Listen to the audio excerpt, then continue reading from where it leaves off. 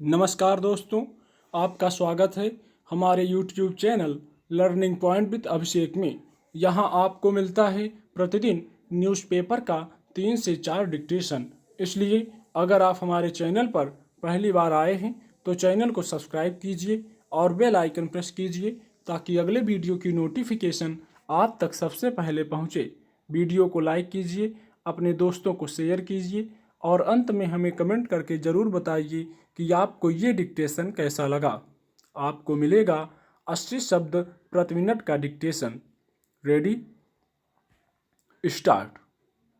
ज़रूरतमंदों को कर्ज देने के लिए व्यावसायिक बैंकों पर भारतीय रिजर्व बैंक पिछले कुछ समय से जिस तरह दबाव बना रहा है उससे यह स्पष्ट है कि इस वक्त बैंक आसानी से कर्ज दे नहीं रहे हैं।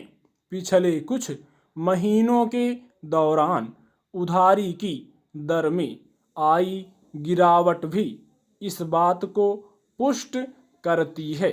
इसमें कोई संदेह नहीं कि अर्थव्यवस्था जिस संकट और अनिश्चितता के दौर से गुजर रही है उसमें बैंक किसी भी तरह का जोखिम लेने से बच रहे हैं। इसलिए केंद्रीय बैंक ने व्यावसायिक बैंकों से एक बार फिर साफ साफ कहा है कि वे ज़रूरत से ज़्यादा सतर्कता बरतेंगे तो खुद संकट में पड़ जाएंगे। कोरोना महामारी से बचाव के उपाय के तौर पर की गई पूर्णबंदी के कारण देश के छोटे बड़े उद्योगों को जिस तरह से धक्का लगा है उससे अर्थव्यवस्था के लिए वाकई गंभीर संकट खड़ा हो गया है। लाखों छोटे और मझौले उद्योग तो बंद हो गए हैं।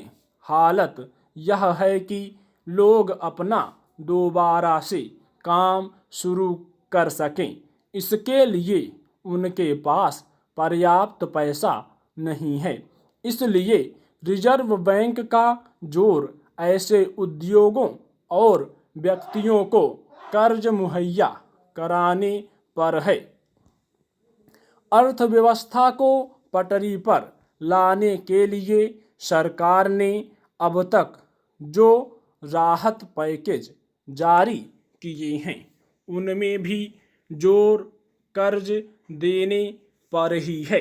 लेकिन सवाल है कि आखिर क्यों बैंक कर्ज नहीं दे रहे हैं और क्यों ज़रूरतमंद भी कर्ज लेने से बच रहे हैं। अगर बैंक कर्ज नहीं देंगे और लोग व उद्योग कर्ज लेने से बचेंगे तो बाजार में नकदी का प्रवाह का कैसे बनेगा। केंद्रीय बैंक ने समय समय पर नीतिगत दरों में जो कटौती की है उसका मकसद ही ब्याज दरों को नीचे लाना है ताकि कर्ज सस्ता हो और कर्ज लेने वाले आगे आएं। लेकिन इस वक्त कर्ज देने वाले और लेने वाले जिन मुश्किलों का सामना कर रहे हैं उनमें एक बड़ा संकट बाजार में मांग नहीं होना है। पूर्णबंदी में लाखों लोगों की नौकरियां चली गईं और उससे भी बड़ी तादाद में उन लोगों की है जिनके वेतन में भारी कटौती हो रही है। ऐसे में कोई कैसे घर, गाड़ी या निजी आवश्यकता के लिए कर्ज लेने की सोच सकता है। हालत यह है कि ज़्यादातर छोटे मझौले उद्योग पहले से भारी कर्ज में दबे पड़े हैं। वे ऐसे में और कर्ज लेकर नई आफत गले में क्यों डालेंगे। उद्योग पहले ही से पुराने कर्जों की माफ़ी और पुनर्गठन की मांग कर रहे हैं। व्यावसायिक बैंकों की सबसे बड़ी दिक्कत यह है कि वे पहले से ही एनपीए की समस्या से जूझ रहे हैं। हालांकि यह स्थिति बैंकों के अपने कुप्रबंधन और कर्ज बांटने में घोर अनियमितता के कारण ही उत्पन्न हुई है। यह भी किसी से छिपा नहीं है कि राजनीतिक दबावों में दिए गए कर्जों की वसूली आसान नहीं होती।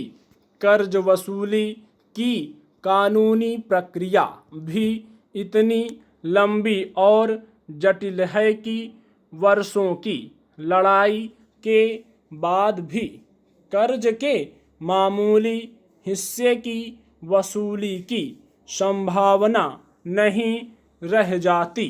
कर्ज बांटने से भी ज़्यादा बड़ी ज़रूरत बाजार में मांग पैदा करने की है। जब तक लोगों के पास रोजगार नहीं होगा और हाथ में पैसा नहीं आएगा तो क्रय शक्ति भी नहीं बढ़ेगी। इसके अलावा जिन लोगों के पास पैसे हैं भी वे अनिश्चितता के खौफ की वजह से खर्च करने से घबरा रहे हैं। ऐसे में अर्थव्यवस्था को लेकर लोगों का भरोसा बहाल करना फिलहाल केंद्रीय बैंक, व्यावसायिक बैंकों और सरकार के समक्ष बड़ी चुनौती है। स्टॉप।